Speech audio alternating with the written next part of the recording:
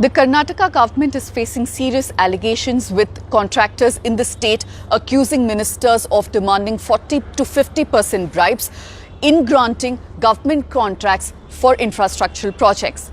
I'm Pooja Prasanna and I'll tell you about a Lokayukta report which scrutinized government works done in just one constituency and laid out exactly how this corruption works.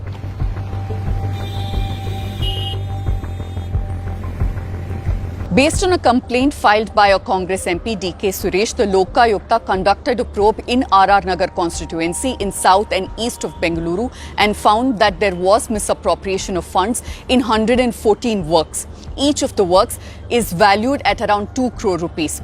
They found that misappropriation had taken place in maintenance and development of roads, drainage and even drilling of borewells. The MLA of this constituency is a BJP leader by the name Muniratna. The report found that of the 116 works that were carried out in R.R. Nagar in the fiscal year 2019-20, only 2 were carried out properly. The report said that the total loss to the exchequer because of this is 118.25 crores. The Lokayukta has classified 4 broad ways in which the corruption was carried out in R.R. Nagar. 1.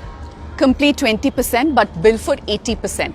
In a majority of the 116 works that the Lokayukta scrutinized in the R.R. Nagar constituency, they found that 20 to 30% of the work was completed by the contractors, but they raised bills for at least 80% of the total amount, and the BBMP officials even cleared the complete amount. 2. No work executed at all. In the cases that we spoke of earlier, at least some part of the work had been completed by the contractors. But in 57 works that the Lokayukta scrutinized, the contractors had done absolutely no work on the ground, but billed the BBMP for at least 80 to 100% of the total amount, and their bills were cleared by BBMP officials without any kind of scrutiny. 3. Use hollow bricks instead of concrete slabs. The Lokayukta found that in at least 23 of the works that they scrutinized, another way of producing fake bills is by using substandard quality of construction materials, but this could very well hamper the safety of citizens. One way of doing this is by using hollow bricks instead of concrete slabs in construction and maintenance of drains. What this does is bring down the cost of construction significantly, but this could pose very serious threat to safety of citizens who use the infrastructure. 4. Substandard work and excess measurements. The Lokayukta found that in many works conducted in R.R. Nagar, the contractors as well as the engineers used substandard work and materials which was not in accordance to the specifics as mentioned by the tender. Another thing they did was mentioned excess measurements in their measure books, which also meant that they can very easily misappropriate government funds. Now, in the middle of this scam is a contentious government agency called KRIDL. When the BBMP has to give government contracts to private contractors, they have to call for tenders which will be scrutinized.